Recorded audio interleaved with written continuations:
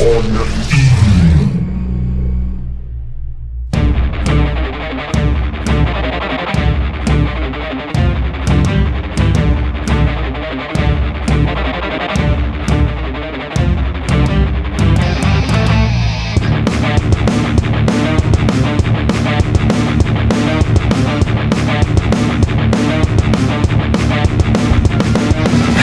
and welcome to the InukiTV 2v2 tournament. Today we have Seth the Mighty and PerPro playing as the UK versus Zveroboj and Soldiez from the Bear Clan playing as Germany, so it's a pretty good matchup.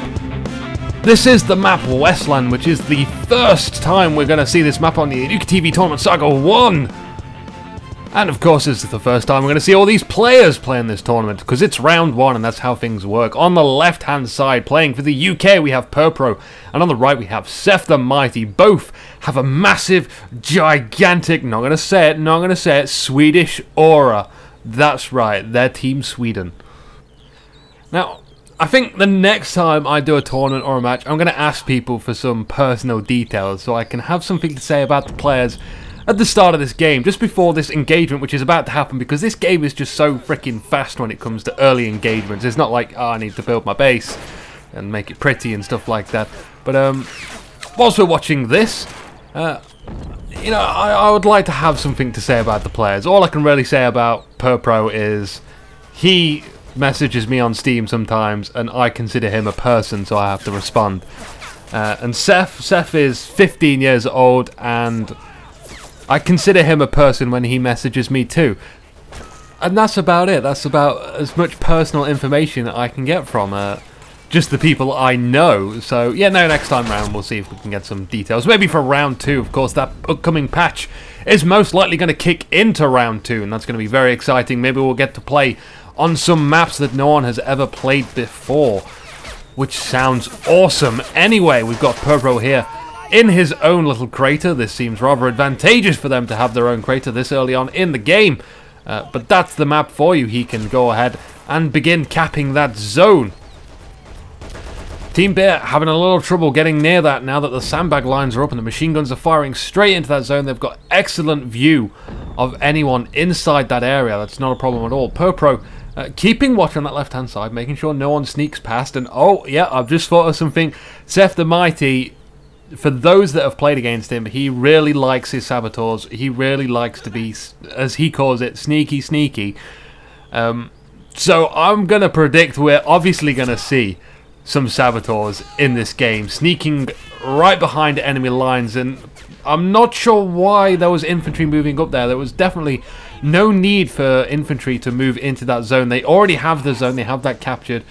And of course, there is German soldiers there looking into the zone as well. It was just sending them to death, so questionable decision already from PerPro, but they do have the zone nonetheless. They do have 3 zones, and that means their points ticking up, but it's still early game. Anything can happen.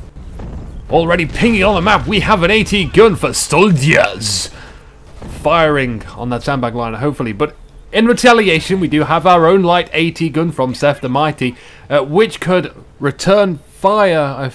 No, it's just going to hit the dirt right in front of it. Not very accurate, Mr. Seth the Mighty. Maybe you should use the direct control button. But he's also bringing a machine gun to secure that middle zone. But it's not machine gun spam at the moment. It's still just one machine gun. I know there's a lot of people at home with their MG spam forks just waiting to go, oh god, he's bought an MG, how dare he, look at this MG spam. Oh god, just relax, chill, it's one MG, it's one, no problem at all at the moment. We have plenty of ways to counter MGs. Already getting a good shot on that light AT gun. The German light AT gun has been decrewed. That's going to make it very difficult for the Germans to approach that central zone with a machine gun, infantry behind sandbags, and of course an AT gun, all there protecting that middle. So it's very hard to get in there, of course. Which just basically means don't attack there. Simple as that. There are 2 other zones they could be attacking. It's going to be interesting to see if they make up the same conclusion as I do. And just avoid that zone for now, because that machine gun and light AT gun, they're not very mobile. They can't easily move around the map, so it's best to attack other areas. However, on the opposite side of the spoon, we've got two static emplacements in open field. And they rarely benefit from being in this open ground because it means there's nothing blocking their line of sight. Apart from a few niggly bits in the terrain, which you've already seen. And we've got a second pack on this island here, trying to get a flank shot on the AT gun. Unfortunately, it gets decrewed as well. The UK AT gun reigns supreme. Now, I'm wondering, with these two pack guns, are the Germans trying to force some sort of response? Here we can see a Saboteur, but it's from PerPro, so it's not as good as Seth's Saboteur, obviously. But with these two AT guns here, are they trying to lock down any sort of early light vehicle approach, forcing their enemies to be concentrated more in infantry? Because they feel more confident in infantry play. It could be completely oblivious. They could accidentally bought two packs. It could be anything. But, you know, if we try to read into that a little bit more, maybe that's what they're trying to do. We got some suppressive action here. And by suppressive, I mean silenced. It's got a suppressor on. Who thought to put those words into two different meanings? I'm not sure. Whoever it was, that guy sucks. Don't like him at all. He's my new nemesis. Anyway, something going on this right-hand side. Maybe Seth or PerPro is saying, okay, maybe there's something sneaking by here, or at least get eyes there, make sure nothing gets past. Or maybe he's indicating sneak round there with something. Who knows? It could be either one. Panzer free now. Very close to the Saboteur, but it's been discovered by the Panzer free. It's already firing on it. I don't think there's any hope for the Saboteur, and he's just given the German forces kind of a nice little gift there. They can loot all sorts of stuff off the Saboteur. But the Panzer free, the Panzer J, as some people like to call it, I just go for Panzer free. I don't care if there's multiple types. I'm the kind of person which would just paint flames on my Panzer free just to make it go faster. In fact, you can do that as the Soviets with the Molotovs, but it doesn't make it go faster at all. In fact, kind of the opposite. Don't paint your IS-3 with Molotovs. Anyway, Soldiez is starting to stir things up on this left-hand side, clearing out a few bits of infantry hanging around here, but they're not bringing up any of their own infantry just yet. Hopefully they do have a few infantry just hanging around that Panzer free, making sure there's nothing that can approach. But as you can see, from our point of view, there is nothing around. And here's that group of infantry that the Germans needed to come and assault this side of the land. For this side of the land! Seth and PerPro now in a spot of trouble as they have nothing to really counter this attack, apart from just a bit of infantry hanging around, very split up. And this soldier behind the sandbag line, there's no way he can survive. He even chucks a grenade off. Before he dies, there we go, he actually survived pretty damn long. We can see Seth the Mighty and PerPro responding on the map with something. We've got a machine gun in the centre of the map as well. Although that's not really defending anything at the moment, it is stopping any advance in the centre, but they obviously don't want to do that. They've got to respond to this left-hand side first. The Panzer J is going to be a tough thing to crack with just infantry alone. That tank needs to get up, whatever it is. But the infantry, I'm going to stick around and see what that tank is that's coming up. Soldiers splitting up his infantry. Panzer J firing straight onto the UK forces. No way it can survive it. Matilda! Nah, it's an equal match, I'd say. But I'd put my money on the Panzer J just because it looks grey, mean, and beefy. Not only that, it has freaking Germans inside. Freaking war machines, of course. Track damage already for the Matilda. That's bad news. It's not going to be able to move or retreat now. Jumping straight out and beginning repairs as it continues to fire away at the Panzer free J. Also, their track is damaged as well, and they're going to have to hop out and begin repairing that too.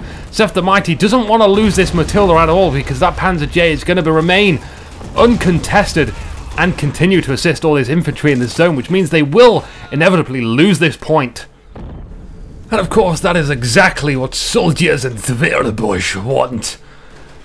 Not attacking the centre. It has too many defences there. A lot of stuff still hanging around there, actually, if you check the minimap.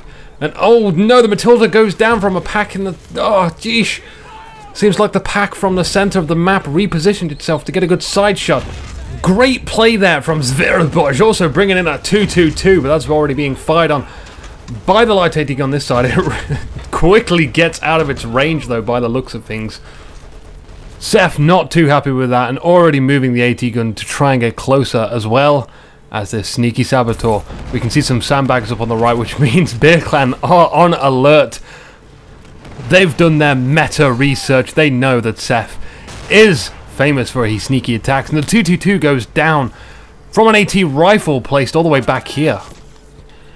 Excellent positioning from PerPro, although the damage is already done from the 222, although most of it has been done by the Panzer-free J, of course, which is still alive and active, and we have no Matilda to counter it.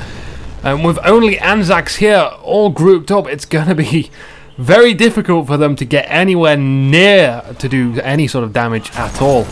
Saboteur still trying to find some sort of gap in the right hand side to get past. Will be interesting to see if he can get by, but for now we've got to see what's going on here. The Germans have almost captured this zone, and they will have 3 points, and that's exactly what they need. Beer being very aggressive now. They have to get this zone. They can't attack the middle. They refuse to. Well, actually, I'll take that back. They can attack the middle. They could easily attack the middle with this Panzer-free. But why take something that's a little bit more difficult to take? Why not just take this area here, which was lightly defended?